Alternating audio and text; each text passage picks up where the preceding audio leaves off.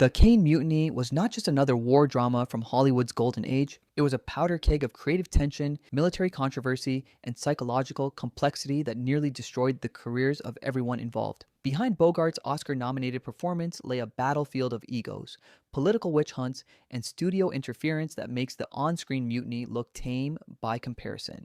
Today, we are pulling back the curtain on the Navy film that had the Pentagon threatening to sue, cast members refusing to speak to each other, and a director who was one of the infamous Hollywood 10. These are the secrets the studio tried to bury for decades. Get ready to discover 20 weird facts about the Caine Mutiny that will change how you see this classic forever. And stick around for our bonus fact about the shocking real-life connection between the film and one of history's most infamous naval disasters. Number 20, the United States and Navy almost sued Columbia Pictures. The Caine Mutiny was not just a film, it was a legal nightmare waiting to happen. When Columbia Pictures announced they were adapting Herman Wouk's Pulitzer Prize-winning novel, the United States Navy was not just concerned. They were actively preparing legal action. The military establishment viewed the portrayal of naval officers as dangerously misleading to the American public. What audiences did not know was that behind the scenes, Navy officials were threatening to sue Columbia Pictures for defamation unless they made substantial changes to the script. The standoff lasted for months, with studio head Harry Cohn refusing to back down. The Navy eventually dropped their threats after a series of secret meetings where Columbia agreed to add a disclaimer at the beginning of the film. This tension between Hollywood and the military establishment created an atmosphere of hostility that permeated throughout the entire production, with crew members feeling like they were under constant surveillance by government officials who were reportedly monitoring the set. Number 19, Bogart's secret alcoholism during filming. Humphrey Bogart was not just playing a man on the edge, he was living it. The legendary actor's battle with alcoholism was no secret in Hollywood, but during the filming of the Caine Mutiny, his addiction reached dangerous new levels. What audiences did not know was that Bogart was frequently drinking between takes, sometimes to the point where director Edward Dmytryk had to reshoot entire scenes the following day. Bogart's wife, Lauren Bacall, was reportedly so concerned that she would often show up on set unannounced to monitor his condition. The tension between Bogart and Dmytryk escalated to the point where physical altercations nearly broke out on multiple occasions. Despite his personal struggles, Bogart delivered one of the most powerful performances of his career, creating a Captain Queeg so complex and disturbing that it earned him his final Academy Award nomination. The irony was not lost on cast members who watched Bogart battle his own demons while portraying a man slowly unraveling under pressure. Number 18, the director's communist past-haunted production. Edward Dmytryk was not just another Hollywood director, he was one of the infamous Hollywood 10, blacklisted during the Red Scare for refusing to testify before the House Un-American Activities Committee. What made his hiring for the Caine Mutiny so controversial was that Dmytryk had eventually named names to save his career, making him a pariah to both conservatives who saw him as a former communist and liberals who viewed him as a traitor. This political baggage created a toxic atmosphere on set, with some crew members refusing to work with him. The Federal Bureau of Investigation reportedly monitored the production, concerned that Dmytryk might be using the film to insert communist propaganda. Dmytryk, desperate to prove his patriotism, went to extreme lengths to make the film as pro-military as possible, often clashing with screenwriter Stanley Roberts over the script's political implications. This behind-the-scenes ideological battle between director and writer resulted in the film's surprisingly complex moral ambiguity, which has led critics to debate its true message for decades. Number 17, Van Johnson's open contempt for Bogart. The tension between Van Johnson and Humphrey Bogart was not just professional rivalry, it was open warfare. Johnson, who played Lieutenant Steve Marek, reportedly held Bogart in contempt for what he perceived as the older actor's unprofessional behavior and alcoholism. What audiences did not know was that Johnson frequently complained to producers about Bogart's tardiness and condition, creating a divide among cast members. The friction between them became so intense that director Dmytryk had to schedule their scenes on different days whenever possible. During the courtroom scenes, when their characters were supposed to be in conflict, the animosity was frighteningly real. Johnson later admitted in interviews that he deliberately tried to upstage Bogart in several scenes, a fact that Bogart was keenly aware of. This off-screen tension translated into some of the most powerful on-screen moments in cinema history. proving that sometimes the best performances come from genuine hostility between actors. The professional jealousy between these two Hollywood icons added an undercurrent of authenticity to every scene they shared. Number 16. Jose Ferrer's method, acting, drove everyone crazy. Jose Ferrer was not just playing Lieutenant Barney Greenwald, he was becoming him, and the transformation drove everyone on set to distraction. Ferrer's commitment to method acting meant he remained in character even when cameras were not rolling, treating cast and crew as if they were actual naval personnel. What audiences did not know was that Ferrer would spend hours in his trailer practicing naval law procedures and studying military protocol to the point of obsession. His dedication created friction with other actors, particularly Humphrey Bogart, who preferred a more traditional approach to his craft. During breaks in filming, Ferrer would continue to address Bogart as Captain Queeg, a habit that Bogart found increasingly irritating as production continued. The tension between these two acting styles reached its breaking point during the famous courtroom scene, where Ferrer's method intensity and Bogart's traditional approach created a volatile atmosphere that resulted in one of cinema's most powerful performances. Ferrer's commitment to his character was so complete that he reportedly suffered from depression for weeks after filming, unable to shake the psychological weight of the role. Number 15. The original novel's author hated the adaptation. Herman Wouk was not just disappointed with the film adaptation of his Pulitzer Prize-winning novel, he was openly hostile toward it. What audiences did not know was that Wouk had very little involvement in the screenplay development, and publicly expressed his dissatisfaction with the final product. The author felt that the film had simplified the complex moral questions at the heart of his story, particularly in its portrayal of Lieutenant Commander Queeg. Wook's main objection was that the film made Queeg appear more villainous than he had intended, removing much of the sympathy that readers felt for the character in the novel. This tension between author and studio created additional pressure on director Edward Dmytryk, who was caught between satisfying Columbia Pictures' commercial expectations and remaining faithful to Wook's vision. The controversy became so heated that Wook refused to attend the film's premiere, instead choosing to watch it alone in a theater after its official release. Despite his reservations, the film went on to receive 7 Academy Award nominations, proving that sometimes artistic differences can result in unexpected commercial success. Number 14. The Navy ship used in filming had a dark history. The United States ship Thompson was not just a prop, it was a decommissioned Navy destroyer with a combat history that made it the perfect backdrop for the film's dramatic events.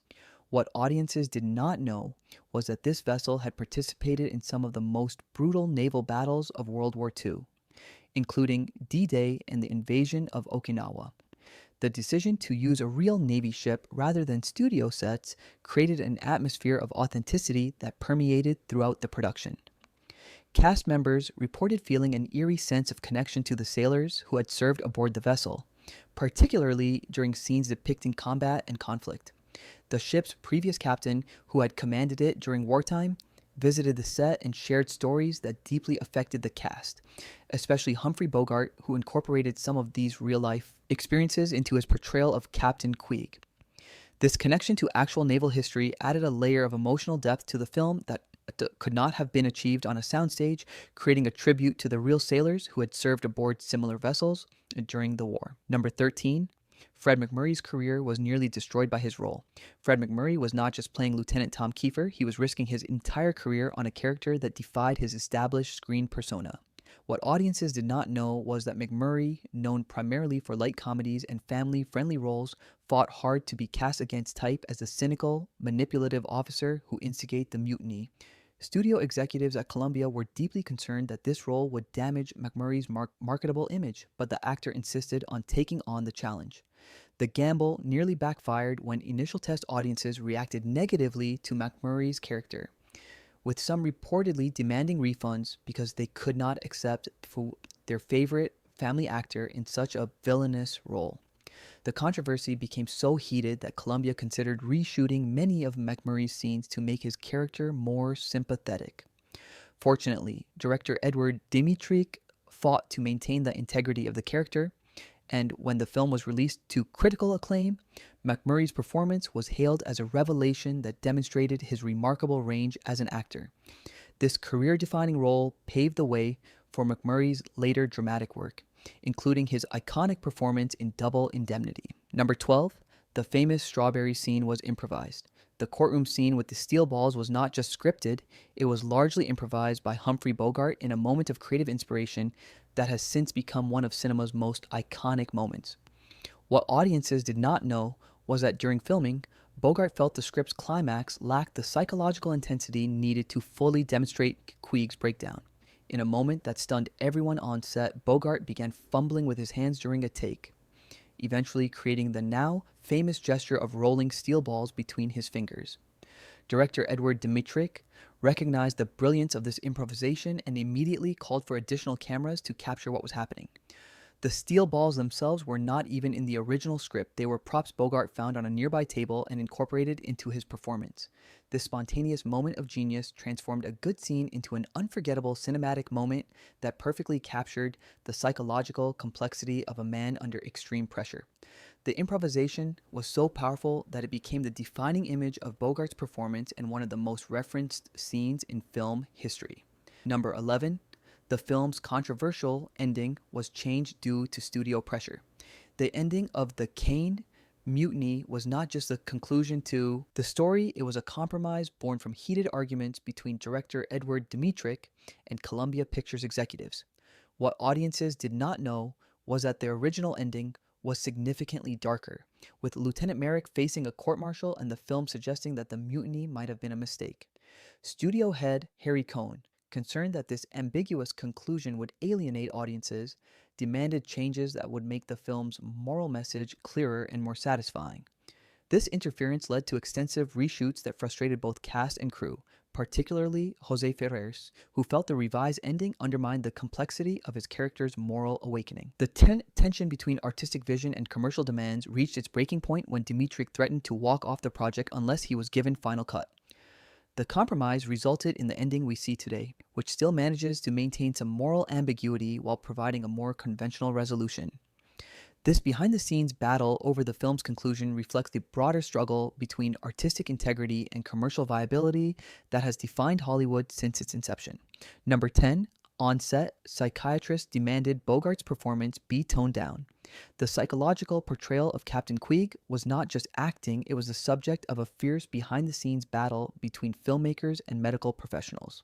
Columbia Pictures, nervous about depicting mental illness, hired several prominent psychiatrists to consult on the film. What audiences did not know was that these experts repeatedly clashed with director Edward Dmytryk and Humphrey Bogart, arguing that the portrayal of Queeg's paranoid breakdown was an exaggerated and dangerously stigmatizing caricature.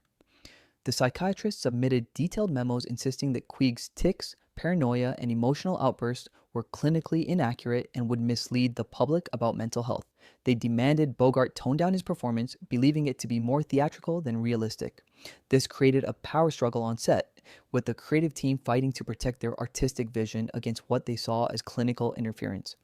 Bogart, ever the professional, studied the doctor's notes but ultimately chose a performance that prioritized dramatic truth over textbook accuracy, creating a character that felt psychologically real without being a clinical case study. Number 9. The film sparked real congressional hearings. The Caine Mutiny was not just entertainment, it was the catalyst for actual congressional hearings about mental health screening in the United States Navy. What audiences did not know was that several high-ranking naval officers who saw the film were so disturbed by its portrayal of psychological breakdown among ship commanders that they demanded official investigations into the Navy's screening processes. The film's depiction of Captain Queeg's mental deterioration raised serious questions about how the military identified and dealt with officers suffering from combat-related stress and psychological conditions. These concerns eventually led to congressional hearings where military officials were questioned about their protocols for assessing the mental fitness of commanders. The hearings revealed disturbing gaps in the Navy's approach to mental health, particularly regarding officers who had experienced prolonged combat stress. This real-world impact of the film demonstrates how cinema can influence policy and public discourse in unexpected ways. The controversy also led to significant changes in how the military screened and monitored officers for psychological fitness, a legacy of the film that extends far beyond its entertainment value. Number 8. The real mutiny that inspired the novel was much more terrifying.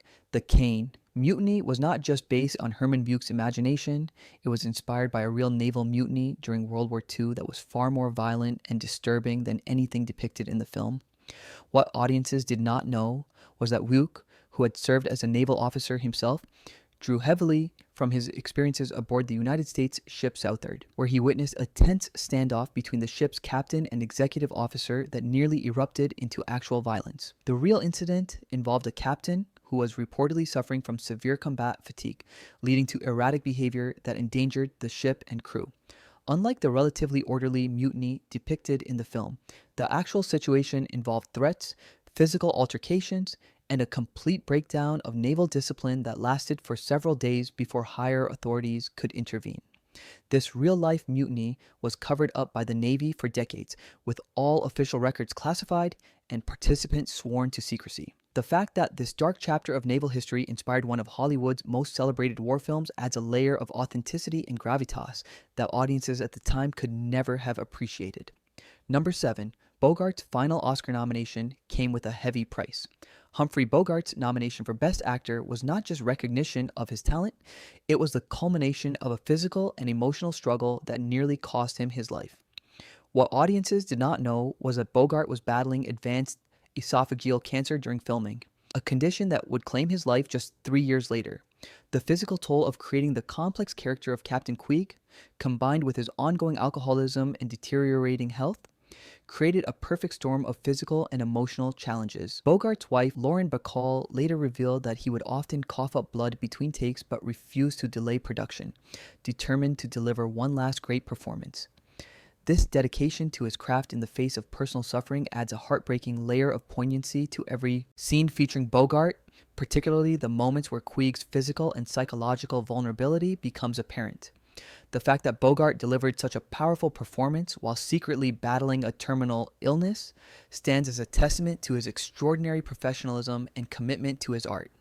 His nomination for this role represents not just recognition of his talent, but a final triumph in the face of mortality. Number 6. The film's naval advisor was fired for being too honest.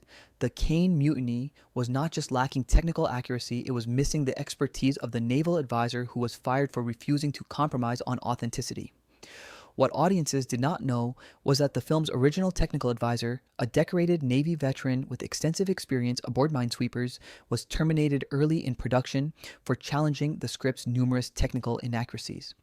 This advisor had repeatedly pointed out that many of the naval procedures depicted in the film were unrealistic or completely incorrect, creating tension with director Edward Dmytryk and screenwriter Stanley Roberts. The breaking point came when the advisor publicly criticized the film's portrayal of the mutiny procedure, stating that it would never have happened the way it was depicted in the script. Rather than incorporating these corrections, Columbia Pictures chose to replace him with someone more willing to overlook technical inaccuracies in favor of dramatic effect. This decision resulted in several naval errors that remain noticeable to military experts watching the film today, demonstrating how Hollywood often prioritizes entertainment value over technical accuracy, even in films that strive for realism. Number 5. The cast was nearly killed during a real storm at sea. The Caine Mutiny was not just filmed on a soundstage, it involved dangerous location shooting at sea that nearly resulted in tragedy for the entire cast.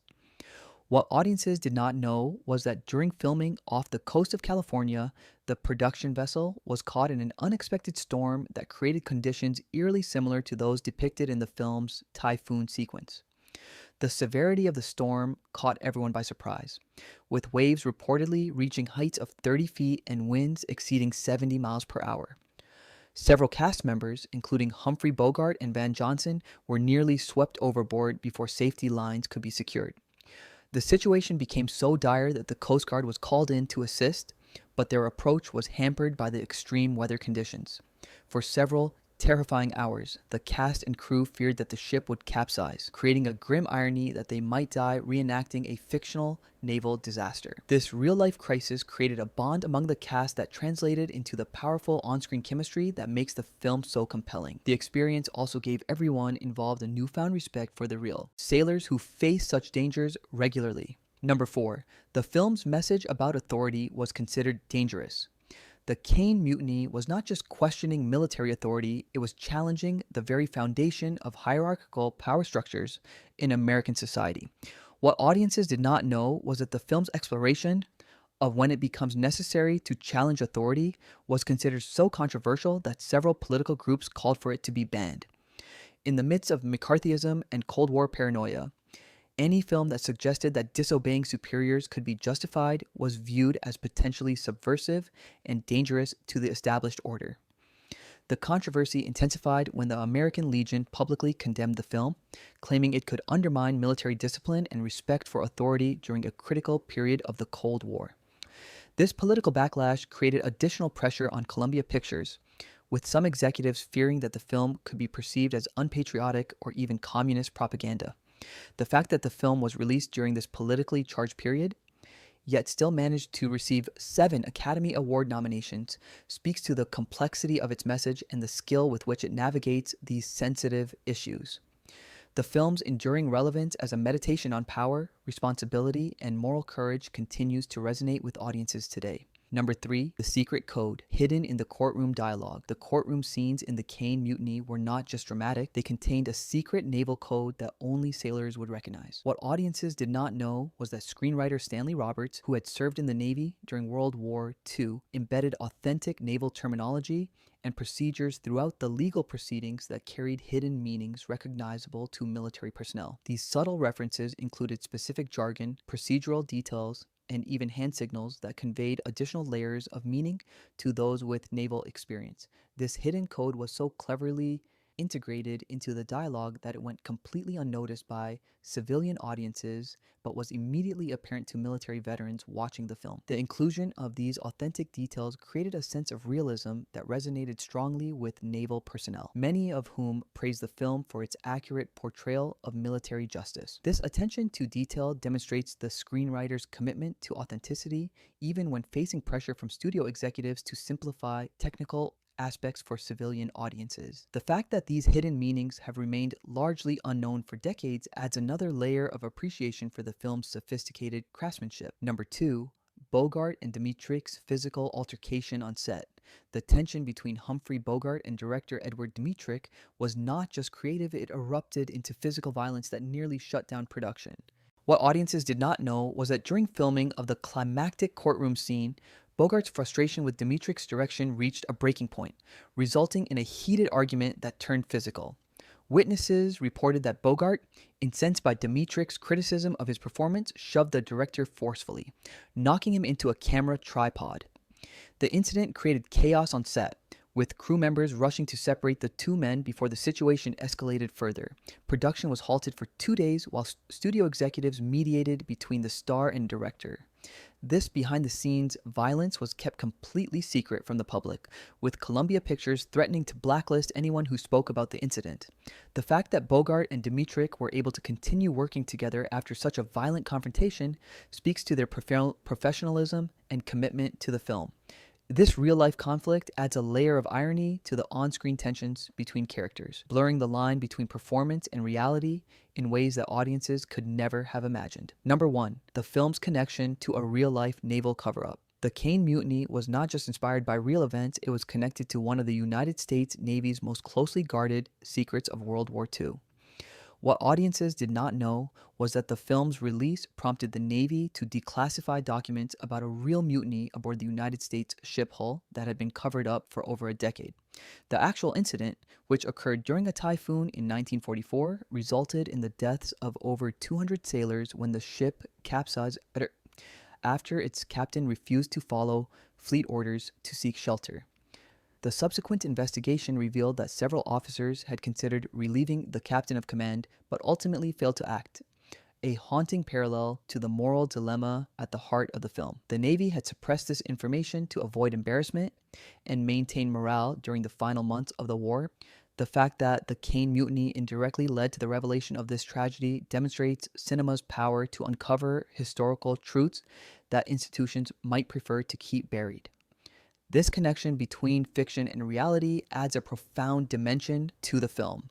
transforming it from mere entertainment into a meditation on the real life consequences of military hierarchy and the moral courage required to challenge it. Bonus fact, the real Queeg's secret identity was hidden for 70 years. The character of Captain Queeg was not just based on imagination, he was inspired by a real naval officer whose identity remained classified until 2024. What absolutely no one knew until recently was that Herman Wouk had served under a commander who exhibited many of the same psychological symptoms as Queeg, including obsessive-compulsive behavior, paranoia, and inappropriate emotional responses. This commander, whose name was redacted from all naval records for national security reasons, had reportedly suffered a breakdown during combat operations that resulted in the near destruction of his vessel. The United States Navy classified all records of this incident to prevent damage to morale and avoid revealing potential vulnerabilities in their command structure. Wouk drew heavily from this experience when creating the character of Queeg, but kept the connection secret to protect the reputation of the officer involved and avoid legal complications. The recent declassification of these documents has revealed that the real officer was eventually honorably discharged and received treatment for what we would now recognize as post-traumatic stress disorder, adding a tragic dimension to the fictional character that audiences could never have appreciated. This revelation transforms our understanding of the film from a work of fiction into a dramatized exploration of real psychological trauma experienced by military leaders during wartime. The Caine Mutiny was not just a movie, it was a battlefield where art, politics, and personal demons collided to create something extraordinary. Behind Bogart's iconic performance lay a tapestry of real-life struggles, from the director's communist past to the cast's near-death experience at sea. The film's exploration of moral courage and psychological breakdown continues to resonate precisely because it emerged from such authentic conflict and creative tension. What makes the Caine Mutiny truly remarkable is how it transformed these behind-the-scenes battles into a timeless meditation on leadership, responsibility, and the moral courage required to challenge authority. The fact that it continues to provoke discussion and debate 70 years after its release testifies to the power of cinema to explore the most complex aspects of human nature. If you were surprised by these behind-the-scenes revelations, hit that like button and subscribe for more deep dives into the hidden stories behind your favorite classic films. And remember, in the Navy and in life, sometimes the most dangerous storms are not the ones you can see.